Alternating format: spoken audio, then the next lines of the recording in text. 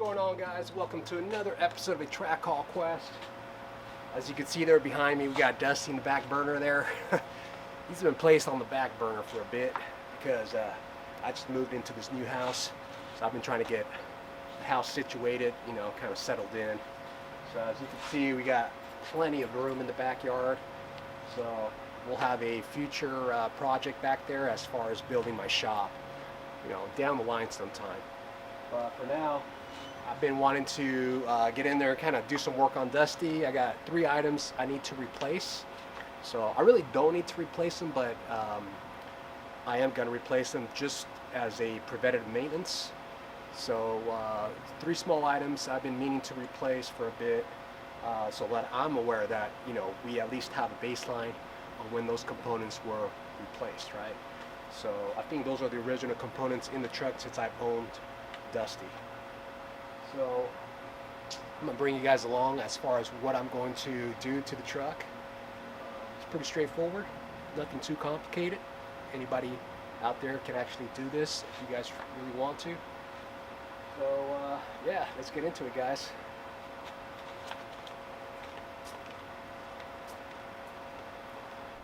Alright guys, so these are the 3 components I'm going to be replacing on Dusty. We're going to first start off with replacing this speed sensor, and that is the part number right there. And I will be adding these part numbers down in the description below. So these old trucks do have 2 speed sensors. This one in particular is located on the tail housing portion of your transfer case along the driver's side, pretty close to your rear drive shaft. And then there's a secondary speed sensor located on your transmission to transfer case adapter. So there's an adapter that gets sandwiched between the 2 components, and that was located on the driver's side upper portion of that section. So this one here is the one that sits on your transfer case tail housing. These are becoming very difficult to find. I had to have this one shipped in from overseas, but that's pretty much what it looks like. You have your plug that plugs into this. From there, your PCM will pick up the signal on revolutions per minute. There's a little shaft there. It's a keyed shaft that slides right in. And then the other portion of that shaft will slide into your transfer case tail housing there. And then it gets screwed on. So the reason I'm replacing this speed sensor is because I have been having issues with my cruise control. So ever since I did that river, the Mojave River crossing back in December of 2021, my cruise control quit working. So it worked on the way there, but right after that crossing, done, stopped working. So I think it's got to do something with this. The FSM calls for a pretty extensive step-by-step procedure on how to troubleshoot your cruise control, and it's pretty extensive. So I kind of don't want to get into that, into the whole thing of troubleshooting the electronic side. I will if I have to, but I think I'm gonna go the easy route first and just replace this part. I mean, it's due. I think the original one is still in the truck. So these little mechanical parts here, as far as where the little shaft goes into the housing here, tend to wear out as well. So it's due for replacement. Part number 2. So this part here is called a tensioner assembly, and it's for your timing chain. So Absolute Wits End had a good price on these, so I decided to go ahead and replace it. I said, why not? You know, the only issue I'm having is it did not come with the gasket, so now I got to go and hunt for a gasket. But this is a pretty straightforward install. Remove and replace by removing 2 bolts. Slide the old one out and slide the new one in. So this piston here is spring loaded. There's a small spring inside. It's got 2 little tiny ports here. which will allow for engine oil to enter and lube up the piston and spring assembly. So this component here has one simple job to do, and it's to apply tension on your timing chain. I think they call it a slipper. The slipper is the guide that actually guides the timing chain, and this sits right behind that slipper, and it applies just enough tension where it'll remove any slop off the chain. So the more miles you have on the rig, the more the chain will stretch over time. And what this does, it prevents any slapping off the chain, especially when you turn the car on. You know, it'll prevent any slapping. It'll also prevent maybe jumping of the chain jumping teeth off your sprockets. Part number 3 is this part right here. That's the part number. It's a relay. It's actually a circuit opening relay. This relay is responsible for sending power to your fuel pump. So when you turn the ignition in the on position, it'll activate or close this relay, which then sends power to your fuel pump. So I figured, why not replace it? I was having those intermittent issues, which I found out was the battery clamps, but I decided to go ahead and purchase this anyway as a peace of mind. The one that's in there now will be going into the glove box as my backup. So these are not cheap. These are pretty expensive, especially from Toyota. It's a genuine Toyota part, but peace of mind told me to go ahead and just replace this. So at least I know we have a baseline of when this part was replaced. Because the one that's in there now, you know, who knows when that was replaced. Might be the original one, might not. So I'm thinking it is, because these are pretty expensive.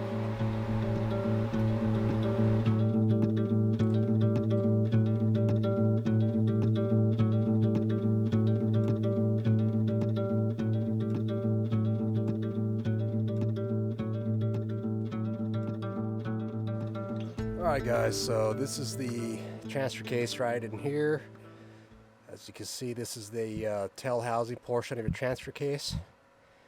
And located here is your speed sensor. So I'm going to remove this rubber dust boot off the connector. So I got a zip tie, plastic zip tie on there just to help keep that rubber boot on. So I'm going to cut that tie off. Pull this thing back and unplug by pulling down on this plastic tab here. And there you have it. Alright. So tight, loose. There we go.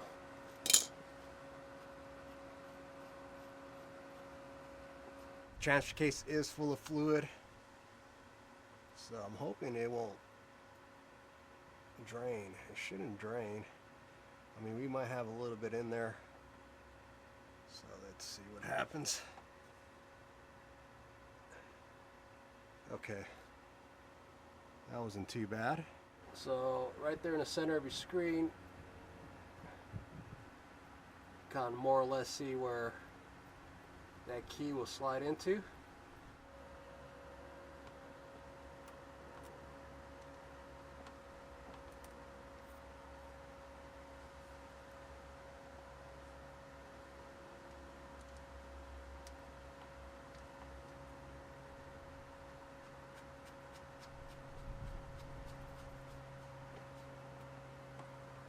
Simple as that. So I got this piece of rubber here I'm going to just wrap around the nut there, and we're going to tighten this up.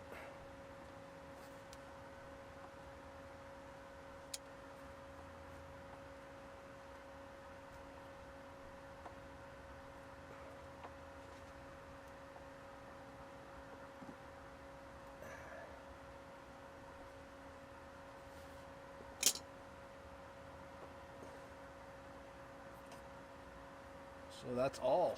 Doesn't have to be super tight. Nice and snug does it. Okay guys, so we're gonna apply a little bit of dielectric grease on, let's see here, so that portion slides in there. We're gonna do a little bit on the inside here.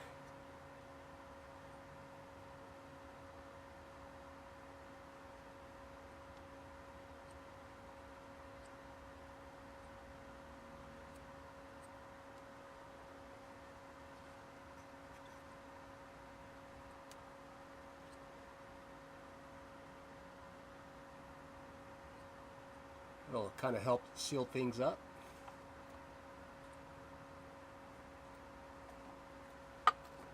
And then we're going to apply a little bit of deoxit contact cleaner on these contact points.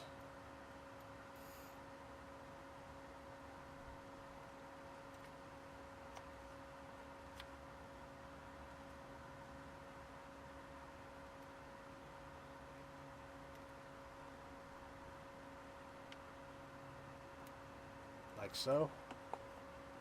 And we're ready to clip this puppy back on. Let's see. It is going to go this way. Like that. Then the rubber boot goes back on, and I'm going to reinstall a zip tie on that rubber boot.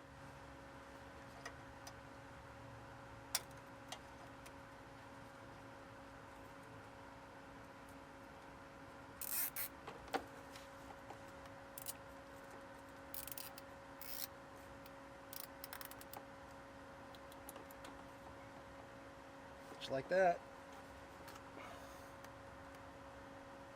And we are done. Pretty straightforward. Good to go.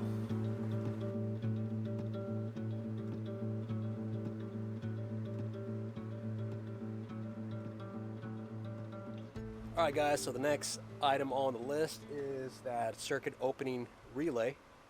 And that is located on the driver's side kick panel, pretty much along your floorboard, and I'm going to show you where that one's located. So first things first is we got to pull off the floor mat, and in my case I got to remove the fire extinguisher. So let's get that going, guys. Pull this fire extinguisher out. Just got this quick release lever, and there we go. The second step, floor mat has to come out. So down here, this will be your footrest. In order to remove this plastic piece, you would have to remove this footrest, and it's being held in by this 10mm bolt we got to remove.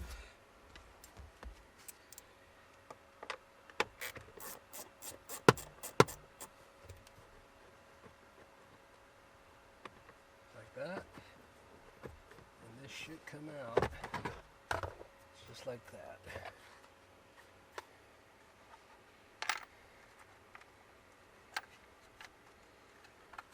So the other end of this footrest just slides into this, there's like a little catch area back there that catches this in place and captures it. And that's about it. Super easy. Interior trim plastic tools, which helps out a lot, especially if you got it set at a 45 like that. It just helps to pry the trim up. And there's plastic clips that hold this together. And you just gotta gently just pry up like so. And it should just come out like that.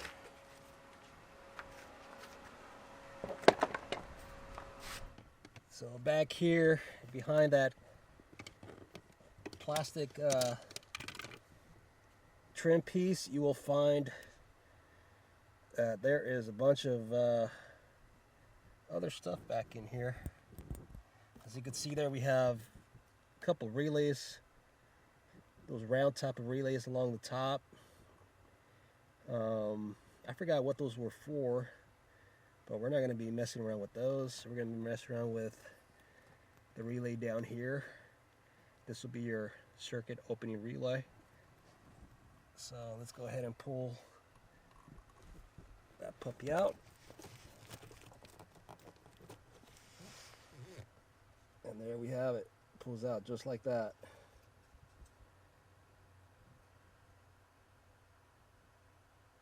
Okay guys, we got our new relay. So we're going to go ahead and compare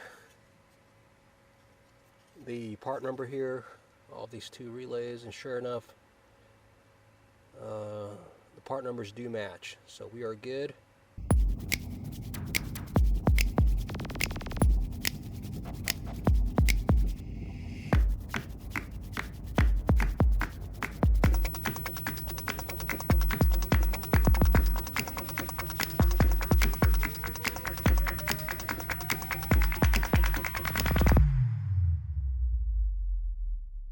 Alright guys, so we are ready to turn on the vehicle to see if we get power to the fuel pump.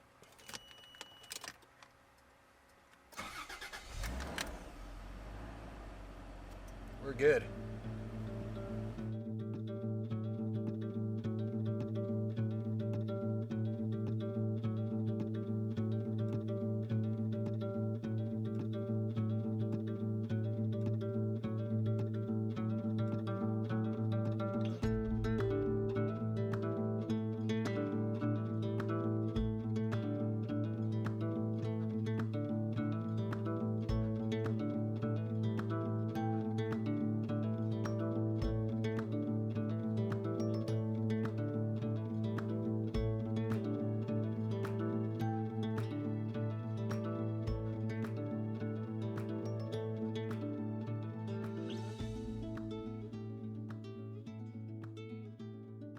Okay guys, so the timing chain tensioner gaskets finally came in, so we're going to install the timing chain tensioner and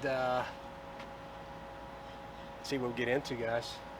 So it actually looks like it's got a couple of studs with nuts on them. So let's see, it's got to be a, I'm gonna go with the 12.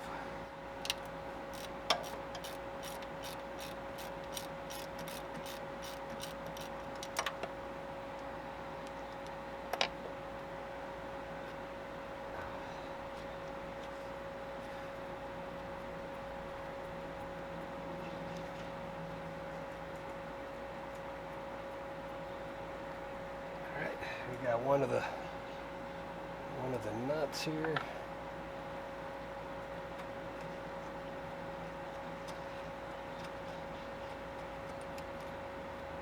Number 2. Shit. Oh, there it goes.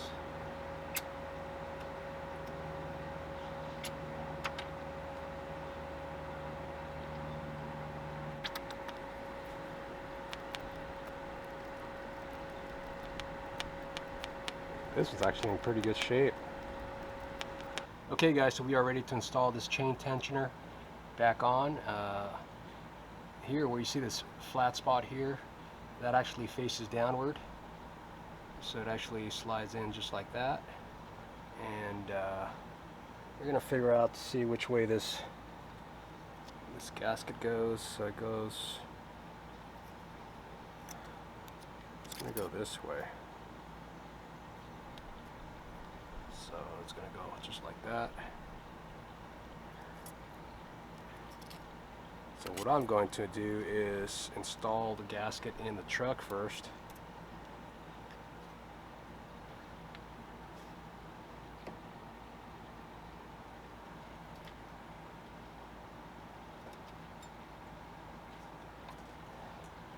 And then we're going to run this sucker in there.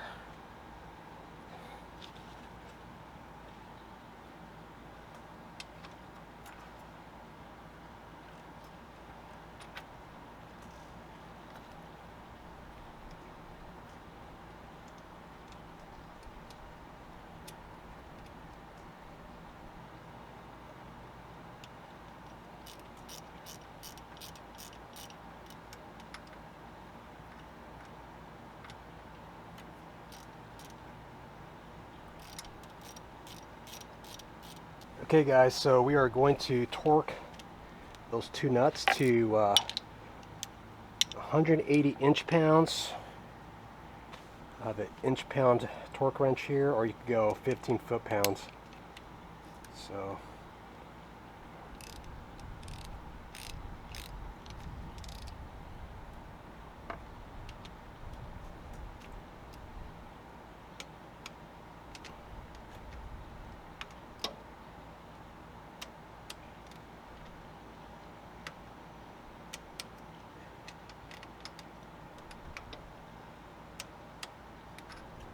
and that does it.